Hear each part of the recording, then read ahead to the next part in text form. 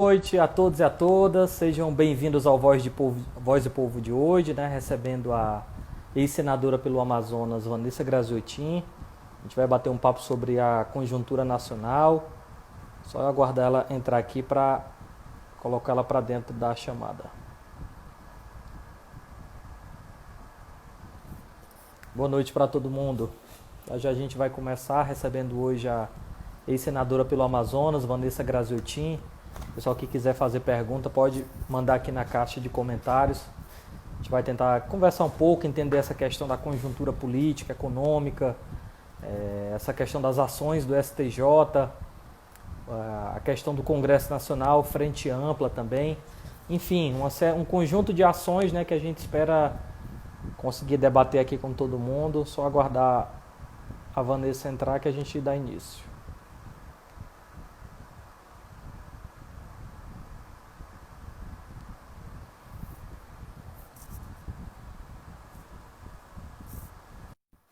Para a nossa participante, só esperar ela aceitar para a gente começar. Boa noite. Olá, tudo bom, Tudo, Chiquinho? tudo bom, Vanessa? Você está me ouvindo bem? Você está conseguindo Tô me te ouvir? ouvindo Pronto. bem. Maravilha. Tô Bom, te ouvindo Vanessa, bem.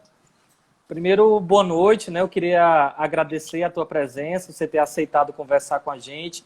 Você que é uma pessoa que eu tenho um carinho, admiração, principalmente pelo seu papel, né? Quando você esteve no Senado, cumpriu um papel fundamental na defesa da nossa democracia, na defesa do Brasil. Tem feito muita falta e eu espero que logo, logo você possa estar voltando para brigar e representar bem. Para o pessoal que está chegando agora, e por uma questão protocolar, eu vou fazer aqui a apresentação da nossa convidada, né? A Vanessa Graziotin, que é formada é farmacêutica, formada pela Universidade Federal do Amazonas, foi vereadora de Manaus de 89 a 98, foi deputada federal de 98 a 2011 e foi senadora da República de 2011 a 2019, né, onde cumpriu um papel fundamental em todos esses espaços que ela ocupou. A primeira coisa, Vanessa, que eu queria lhe ouvir, né, o Brasil está prestes a completar 2 meses sem ministro da Saúde, né? Você tem ali um conjunto de militares, né, que tem ocupado esse espaço, né, militares que não têm experiência nenhuma na questão da saúde pública do Brasil e não têm mostrado nenhum resultado, né? Tanto é que os números, nós temos chegado a quase 1,9 milhões de brasileiros contaminados e mais de 70 mil brasileiros e brasileiras mortos, vítimas do Covid. Queria ouvir a primeira parte de você sobre essa questão do Ministério da Saúde e a falta de combate ao coronavírus pelo governo federal. Veja, inclusive, bom, primeiro eu quero dizer que é uma alegria estar aqui com você. Você falou bastante de mim e certamente quem está aqui acompanhando é porque já te conhece, né? Ou quem vai assistir o vídeo depois sabe que você é um dos nossos pré-candidatos a vereador aí de Fortaleza. E isso é muito bom, viu, Chiquinho? Porque eu comecei a minha militância política não no parlamento, né? Ninguém, raros são aqueles a não ser aquelas pessoas de família tradicionais que têm pais que foram prefeitos, deputados e aí seguem uma carreira. A gente não. Nós que somos gente igual essa gente comum do povo, a gente começa na militância política, no movimento comunitário, no movimento sindical, na universidade, no estudantil, não é? E eu comecei no movimento estudantil e cheguei à Câmara de Vereadores fui eleita a primeira vez em 88, mas já tinha sido candidata, olha só como o tempo passou e eu nem percebi, candidata em 86, quando o nosso partido, o PCdoB, adquiriu a legalidade. Foi em 85, aí em 86. Eu fui candidata assim, para ajudar o partido a divulgar, mostrar que comunista é gente simples, que defende o povo, não é? E fui. Mas cheguei no parlamento, na Câmara de Vereadores, em 89, fui eleita em 88, e lá fiquei 10 anos. Então, ó, Chiquinho, foi o melhor tempo da minha vida, porque depois eu fiquei 20 anos, né, entre Câmara e Senado. Ou seja, 30 anos de parlamento, é bom dar um tempinho. As pessoas perguntam, você não é candidata a prefeita, não é candidata a vereadora? Eu falei, não, gente, deixa eu dar um tempo. 30 anos é muito tempo, não é? Então, eu continuo na militância, né? Agora cuidando do trabalho das mulheres no nosso partido, do Trabalho Nacional de Mulheres, enfim. Então, é muito importante, viu? Eu quero lhe cumprimentar por essa decisão, porque, de fato, estar na Câmara é estar no lugar mais próximo das pessoas. E eu tenho certeza que, eleito, você saberá que o mandato, que o gabinete não está naquelas quatro paredes da Câmara, que o mandato ele tem que ser feito na cidade, não é? Então, uma alegria falar com você. E dizer, Chiquinho, a pena que falando desse jeito num tempo tão difícil, né? Em que os nossos encontros são virtuais ainda, por conta do avanço da Covid. Eu acho que o Ceará, pelo que eu tenho visto das notícias, está um pouco parecido com o meu estado do Amazonas. Não é? Eu acho que a pior fase a gente já passou, mas nós temos que tomar muito cuidado, porque esse vírus assim, é traiçoeiro, não há conhecimento sobre ele, porque se houvesse, teríamos já uma vacina, mas não temos, não é? E lamentável que o governo Bolsonaro, que desde o início da pandemia deveria estar assegurando condições melhores para as pessoas mais simples, para os pequenininhos e os pequenos, médios empresários, ou seja, saber que sabendo que nós vivemos numa situação tão delicada, e não é o Brasil, é o mundo inteiro, ele que deveria estar garantindo essa segurança de todas as formas, primeiro na assistência à saúde, na assistência econômica, na garantia da manutenção do emprego e tudo mais, ele faz exatamente o inverso. Não à toa que ele ficou chamado como, ele ficou conhecido, eu vejo muito nas redes, nesse período de pandemia, como o mensageiro da morte. O mensageiro da morte. Hoje mesmo eu lia o jornal bem cedo e via no Der Spiegel. O Der Spiegel é um tabloide alemão, e a gente sabe que muitos países estão fazendo charges, tirando sarro, graça, ridicularizando o nosso presidente. Não o país, o Brasil, mas o presidente Jair Bolsonaro. E hoje eu via uma charge, uma outra, em que estava lá um casal, o marido lia a notícia que o Bolsonaro foi infectado com coronavírus. Aí a mulher disse assim, coitado do coronavírus. Ou seja, mas é isso, não é? Ele joga, ele é o mensageiro da morte, ele abandonou os estados e municípios, não é? Dizendo, olha, os estados, ele que deveria coordenar a compra de equipamentos necessários, tudo necessário para enfrentar, não. E ainda fica enfrentando os governadores, dizendo que é o culpado de tudo que pode vir a acontecer dos governadores, dos prefeitos, que mantiveram esse isolamento social. Olha, o isolamento social é tão importante porque hoje nós temos, eu acho que vai passar as 73 mil mortes, daqui a pouco sai o dado, né? Mas não fosse isolamento social, acho que a gente já estaria beirando, vou dizer, mais de 200 mil mortes. Porque essas 70 e poucas mil mortes não são reais. Eu pego o exemplo em Manaus, lá no meu estado, no Amazonas, no Ceará, não deve ser diferente. A subnotificação foi muito grande, não é? O que tem de morte é só fazer um trabalho de pesquisar nos cartórios, morte por complicação respiratória profunda, ou então sem causa definida, não é? Tem um monte. E, obviamente, grande parte dessas pessoas morreram da Covid. Aí, o que o Bolsonaro fez? Como ele queria fazer do jeito que ele queria, receitar a cloroquina, determinar que os laboratórios públicos produzissem cloroquina e tal, ele não podia ter um médico com ele. Foram 2 que ele demitiu no período da pandemia, não é? O segundo ele trouxe achando que o cara ia ser um cordeirinho, não é? Ia estar dentro daquele curral e obedecer o que ele queria. O cara é médico. O cara médico da área de saúde não vai aceitar nunca isso. Nunca, nunca, nunca. E pediu para sair. Aí sobrou-lhe o quê? O general. E agora, não sei se você viu, está maior confusão com o ministro do Supremo, Gilmar Mendes. Sim, eu vi. O Gilmar Mendes, eu acho que ele pode até ter sido duro, mas ele não fez diferente do que muitos fazem. Diz o seguinte, que como é que entrega o Ministério da Saúde para os militares? Não é o papel dos militares, podem provocar um genocídio. Ele foi forte, ele foi duro, mas é isso, é isso.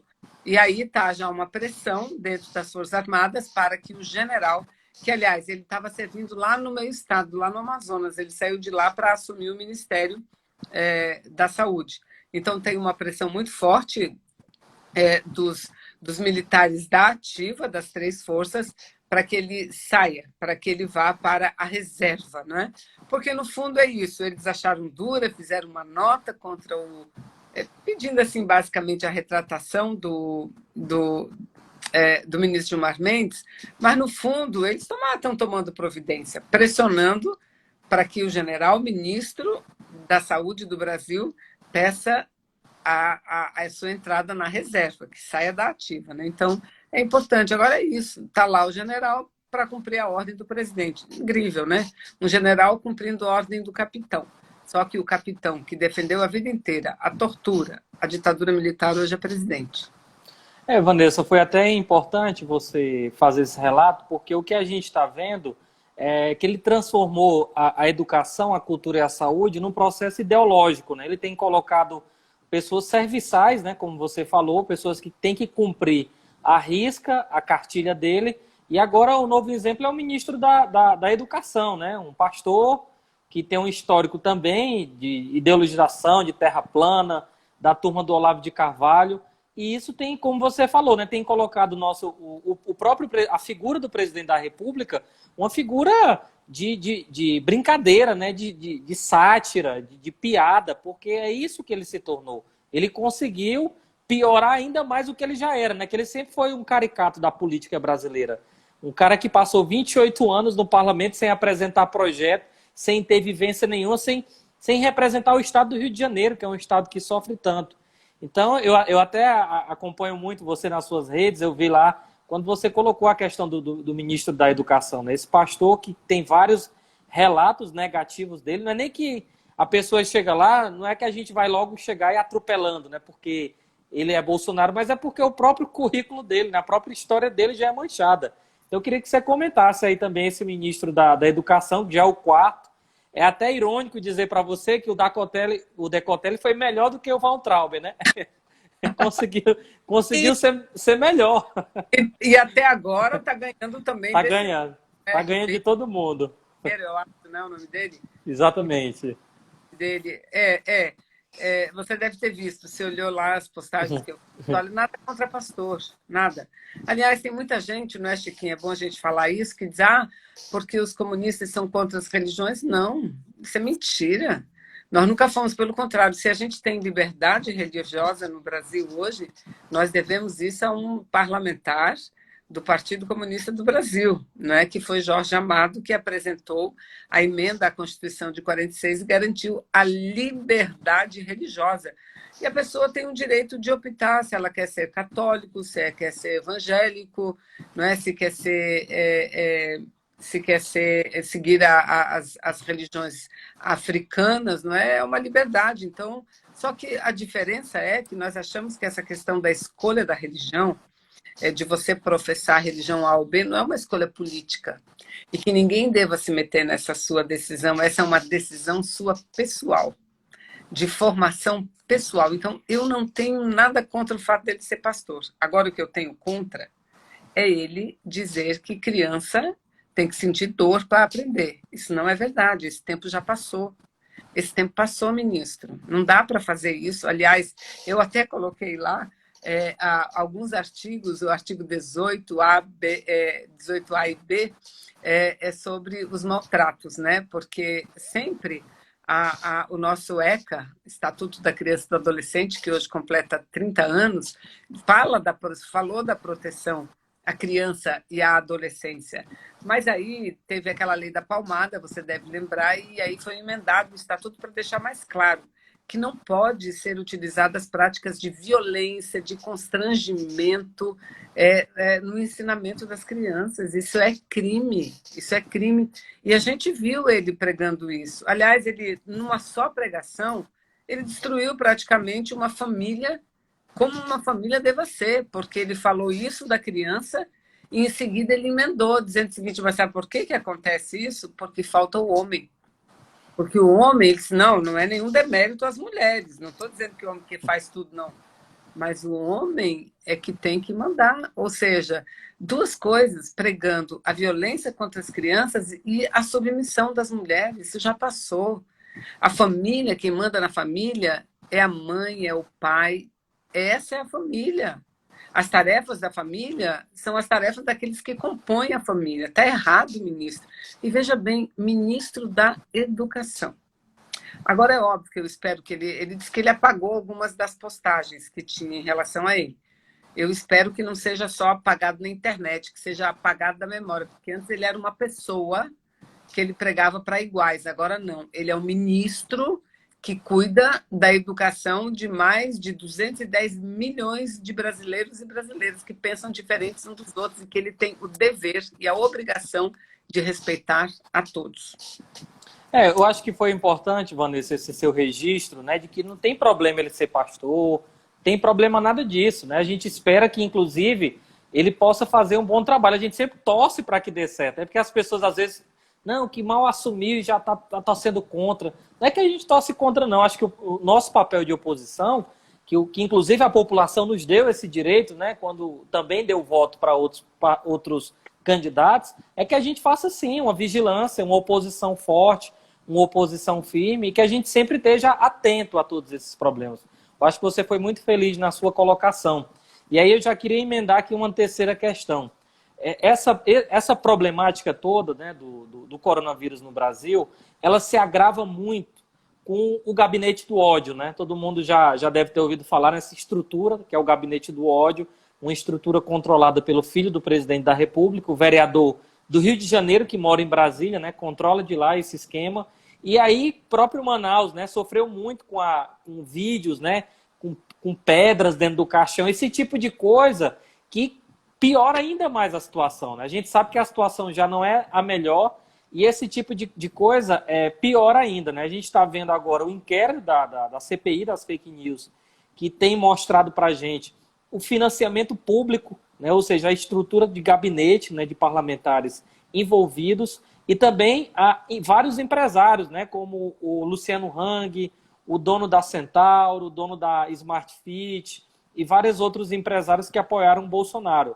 E agora, né, o próprio inquérito do ministro Alexandre de Moraes também tem desarticulado essa quadrilha, essa organização criminosa que vem fazendo muito mal para o Brasil, né? Eu queria que você comentasse essa situação dessas fake news que só atrapalham o nosso país e jogam ainda mais a população contra tudo isso, né? Porque a população que já está humilhada fica vendo esse tipo de situação que às vezes só faz piorar a situação do nosso país. E o pior, Chiquinho, é o seguinte, é que são mentiras, a gente fala muito de fake news. O que são as fake news? São mentiras que eles espalham e que espalham tanto e com uma competência tão grande que acaba virando verdade. Agora, é uma coisa muito grave, é um crime muito grave, é grave em todos os aspectos da vida, nas relações pessoais, nas relações de trabalho, mas na política é fatal porque quando eles conseguem espalhar muita mentira e muita gente vai atrás daquela mentira e acredita naquilo, destroem pessoas, destroem completamente, não é? A gente já está vivendo isso há algum tempo. Mas o importante é que eu acho que o Brasil está reagindo. Foi preciso o Bolsonaro ameaçar muito o Poder Judiciário, para que a gente tivesse uma reação mais articulada, não é? E mais forte contra isso, que, repetimos, é um crime, né? E que tipo de reação a gente está tendo? Primeiro, o parlamento está enfrentando isso. Tem lá uma CPI. Segundo, o Poder Judiciário também está enfrentando isso, está investigando. E olha só, se a investigação se aprofundar, se essa investigação seguir, nós estamos próximos de algo muito grave, porque você levantou aí, teve até prisão de empresários, né?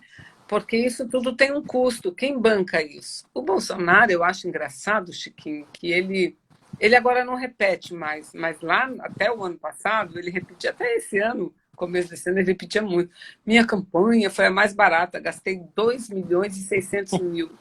Que mentira! Ele aí, quando ele diz isso, ele tá confessando um crime. A campanha dele não custou 2.600.000.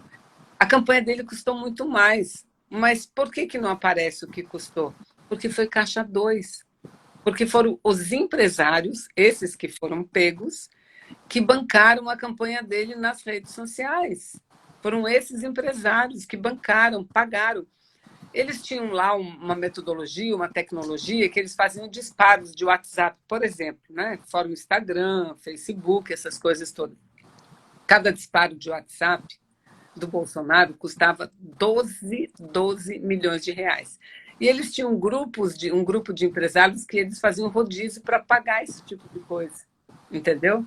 Então, é muito grave, não é muito grave. Parte desses disparos ilegais era do Bolsonaro. Parte eram fake news para destruir o adversário, não é? Enfim, mas enfim. Então, olha, a gente está avançando. Eu tenho esperança. Eu sei que não é fácil, não é fácil, porque para você tirar um presidente do poder, você não basta que tenha um crime contra o presidente, não. Você tem que ter razões, não é? Razões políticas e interesses políticos envolvidos. Por exemplo, a Dilma foi tirada do poder sem cometer nenhum crime. A Dilma não cometeu nenhum crime, pedalada não era crime, nunca foi crime. Você veja, mas futucaram a Dilma, procuraram e não acharam nada. A Dilma não responde a um processo sequer, mas tiraram. Por quê? Porque o que eles queriam não era só tirar a Dilma, eles queriam mudar o projeto político, trazer de volta o projeto neoliberal, não é? Então, eu digo isso porque, se depender de crimes, razões para tirar o Bolsonaro do poder, a gente tem muitos, mas muitos que ele comete e para caçar a chapa, inclusive. Há provas de que isso aconteceu, há provas claras, né? Então, esse negócio de fake news agora mostra que e isso é corrupção. E olha só a incongruência, olha a contradição. Eles chegaram no poder como? Dizendo que iam acabar com a corrupção. O combate à corrupção era a bandeira número 1 deles, porque o corrupto era o Lula, era a esquerda, era a Dilma. Gente, agora, ninguém pode também, Chiquinho, tapar o sol com a peneira. Eu estava lá no parlamento, eu sei como o parlamento funciona. Corrupção existiu? Existiu. Mas aqueles que roubaram e fizeram a corrupção na época de Lula e Dilma, está tudo lá do Bolsonaro agora. São aqueles que ele está fazendo acordo agora para se manter no poder. A gente tem que dizer isso para o povo. Olha, eu fico assim... eu tenho muito orgulho de dizer que depois de 30 anos como parlamentar, eu não sou aposentada, até esse fake news divulgam, né, que um parlamentar se aposenta com um mandato, eu não sou. Só lá em Brasília eu fiquei 20 anos e não sou, ainda tenho um tempo até poder me aposentar. Eu tenho que trabalhar para poder me manter a minha família, não é? Diferente, não virei empresária, não virei rica, nada, né? Então a gente tem que mostrar a verdade, e a verdade está aparecendo. Então, eu acho que esse combate à fake news é tipo combate à corrupção, vai ter que ser um combate permanente, permanente. Cada vez mais nós seremos vítimas disso. E quando eu digo nós, quem? Nós, aqueles que de fato representam o povo, as mulheres, a juventude, aqueles que querem mudar o país, não é? Então, é isso.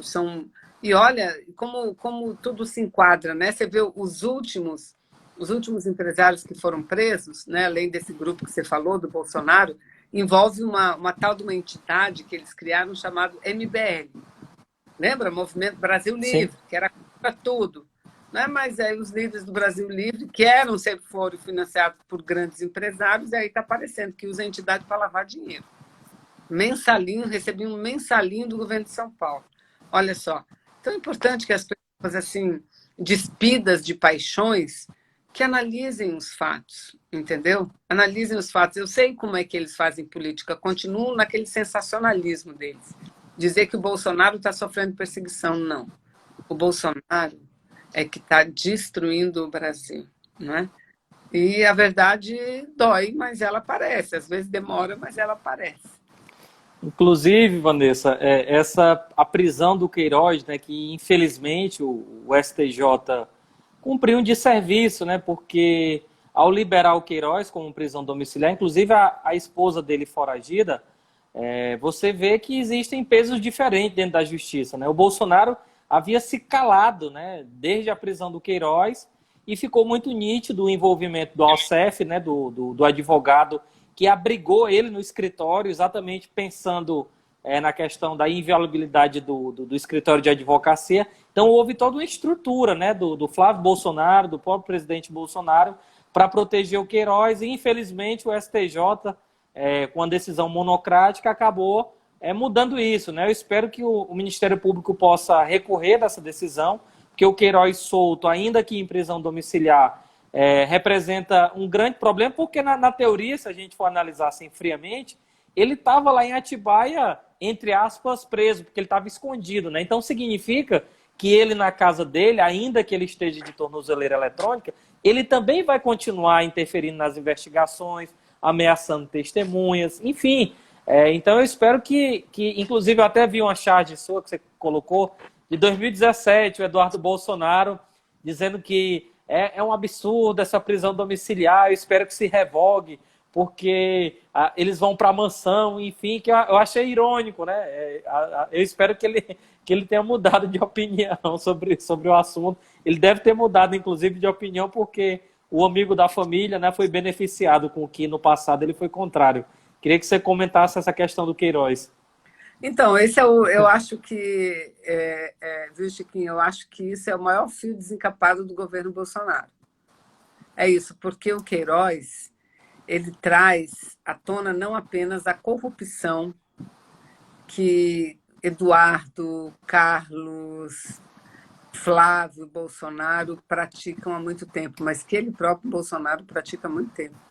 E que corrupção é desviar dinheiro público através de contratação de funcionários fantasmas. Não é só isso que ele traz. O que o Queiroz traz também é o envolvimento do Bolsonaro e da família com a milícia, com grupos organizados criminosos. Eu acho que isso é muito grave. Isso é muito grave. Não sei se você viu uma matéria, acho que foi no domingo passado, não nesse, no anterior, até do Fantástico, né? Que mostrou o que é o escritório do crime. A gente fala desse escritório do crime há muito tempo. Eu não sou do Rio, mas eu ouço muito as pessoas do Rio que falam o que é esse escritório do crime. Aquele Adriano, que era amigo do Queiroz, que foi morto na Bahia, aquele Adriano era o chefão do escritório do crime. O escritório do crime, ele era de profissionais. Hoje mesmo foi indiciado o Rony Lessa, eu acho, né? Por tráfico internacional de armas. Então, é muito grave. E você já pensou? E mais uma contradição. A gente acabou de falar aqui na contradição do Bolsonaro, que se elegeu no combate à corrupção, enquanto ele é o maior corrupto. Agora, há uma segunda contradição. Ele foi eleito também com aquele palavra de ordem, Brasil acima de tudo. Como? Ele é um capacho dos americanos, do Donald Trump, não é nem dos americanos. O Bolsonaro é um capacho do Donald Trump. Então, eu acho que esse negócio do Queiroz é o calcanhar de Aquiles deles, é o fio de escapado, é muito grave. Por isso, ele está na prisão domiciliar.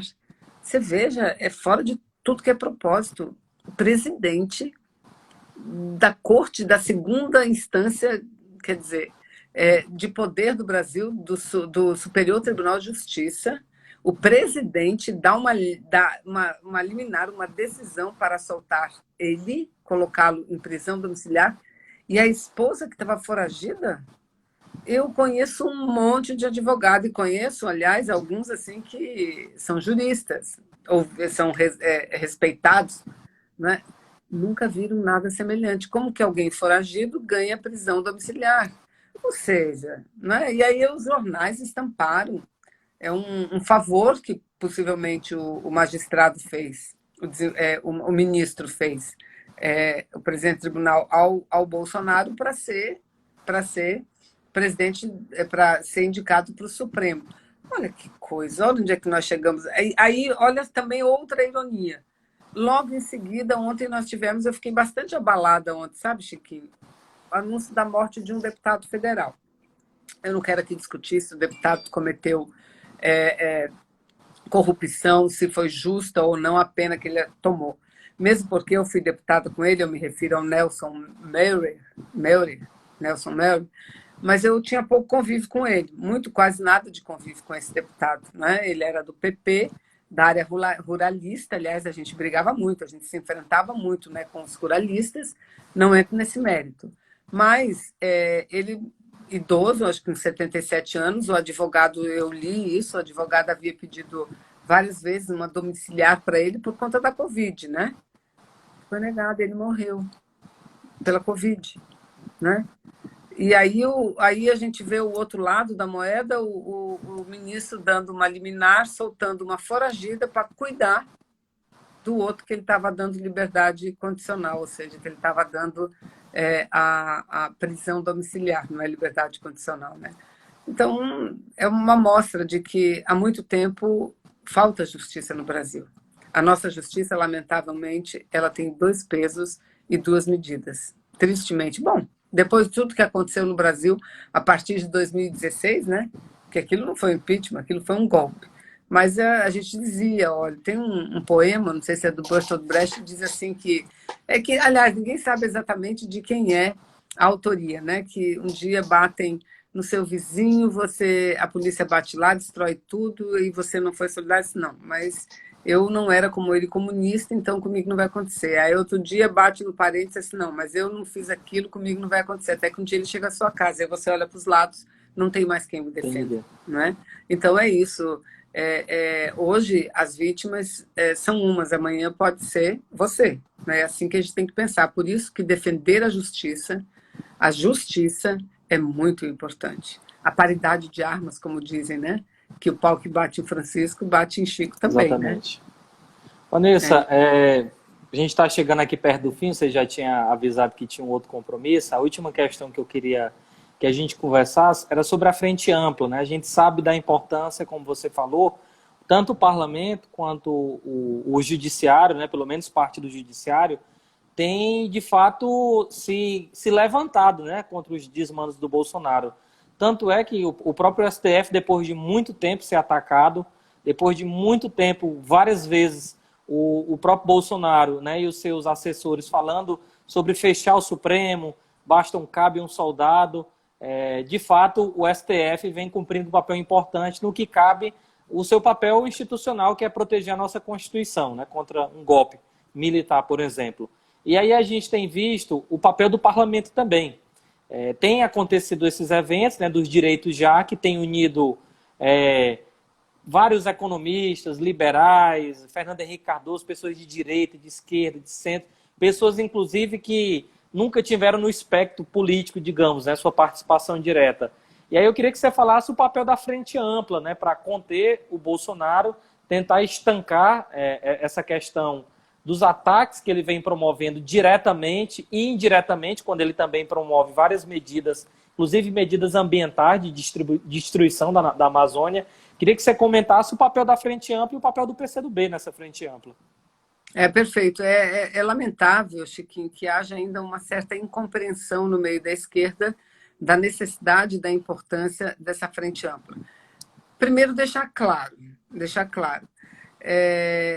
a frente não é uma frente eleitoral, não é uma frente ideológica, não é nem uma frente, eu diria assim, programática mais profunda. Ela tem um objetivo claro, é a defesa da democracia, é conter, como você falou, esse autoritarismo do Bolsonaro. Ou então vamos perguntar e responder ao mesmo tempo. Alguém tem dúvida que o desejo do Bolsonaro é fechar o regime e aplicar um regime onde ele seja o poderoso absoluto? Ele nunca escondeu isso. Ele está mais calmo agora, nós já estamos na terceira semana de calmaria. Ele largou de ir diariamente naquele quadradinho lá, cercadinho do Palácio do Planalto. Ele não tem ido mais às manifestações dia de domingo. Não é porque ele pegou o Covid, que agora, nos últimos dias que foi anunciada a Covid, ele está assim mais calmo por causa do Queiroz, por causa da prisão do Queiroz. Então é isso, ele está tentando dar um tempo, né, e amainar a briga que ele enfrentamento com os outros poderes, sobretudo com o poder judiciário. Ele está com medo, ele está acuado, né? Mas isso não significa dizer que ele virou um democrata, que ele não quer mais o fechamento do regime, que ele não defenda mais o AI-5, porque ao passo que ele vai para atividades que defendam isso, ele diz, não sou eu, são os outros. Opa, pera lá, né? Ninguém nasceu ontem, ninguém é criança, né? Todo mundo sabe. Então, ele tem esse objetivo, né? Se ele vai fazer ou não, vai depender das condições de ele reunir apoiamento necessário. Por isso é que nós temos que disputar com ele. Então, o PCdoB estar ao lado do Fernando Henrique, a gente foi oposição ao governo Fernando Henrique todo o tempo. Não significa dizer que nós apoiamos as ideias do Fernando Henrique. Pelo contrário, nós somos antineoliberais. Antineoliberais. Agora, entendemos que o Fernando Henrique é importante na luta para barrar o Bolsonaro. E nós queremos ir além ainda, nós queremos tirar Bolsonaro do poder. Aí essa parte mais de centro, que vem para a frente ampla, assim, não é bem assim, você está vendo. Então a gente tem problemas de toda a ordem. Uma frente é uma frente. Não significa um partido, nós temos partidos diferentes, não significa uma aliança eleitoral, não. Nós nos juntamos com quem a gente mais tem afinidades nesse aspecto, né? Programática e tudo mais. A Frente Ampla não, a Frente Ampla tem um objetivo. O objetivo é acabar o governo do Bolsonaro antes que o governo do Bolsonaro acabe com o Brasil e com o povo brasileiro. Você veja, a gente lutou muito, e foi quando eu comecei a minha militância, lá nas Diretas Já. Lá nas Diretas Já, depois de 21 anos de ditadura, para eleger o povo brasileiro ter o direito a eleger o seu presidente. Pois nós não conseguimos, perdemos. Aí, era certo ficar fora do colégio eleitoral? A gente achou que não, que a gente tinha que ir no colégio eleitoral. E indo no colégio eleitoral, nós conseguimos, era o Tancredo, né? Nós conseguimos firmar com o Tancredo uma série de compromissos. Uma série de compromissos. Tancredo morre antes de assumir, vem o Sarney, mas mantém os compromissos. O compromisso número 1 qual é? Garantir o processo de redemocratização do Brasil. Aí você diz assim, mas eles estão, esse povo que é a favor do neoliberalismo, que vota a reforma trabalhista, que tira emprego e tudo mais. Mas peraí, para a gente continuar lutando e defendendo os empregos, inclusive lutando contra eles, a política deles, a gente tem que ter liberdade. A gente tem que ter democracia, senão nem isso a gente faz, né? Então a Frente Ampla tem esse objetivo. Inclusive, né, Vanessa, para a gente ir concluindo, a Frente Ampla teve papel, só para o pessoal que está assistindo e que vai assistir, se não fosse a Frente Ampla, o valor do auxílio emergencial seria R$200, que era o valor Exatamente. que o Guedes e o Bolsonaro tinham proposto. Para o pessoal saber, fiquem sabendo que o que ele queria pagar de auxílio era R$200. Foi essa Frente Ampla, no Congresso, com todos os partidos, inclusive o PSL, que até há pouco tempo abrigou o Bolsonaro, foi que ajudou, né? E o PCdoB teve um papel muito forte. A própria medida provisória, liderada pelo Orlando Silva, do nosso partido, nosso futuro prefeito de São Paulo, foi quem garantiu também essa questão da garantia do emprego, né? A proteção do emprego durante esse período. Então, essa Frente Ampla, como você falou, não é uma Frente Ampla para governar junto.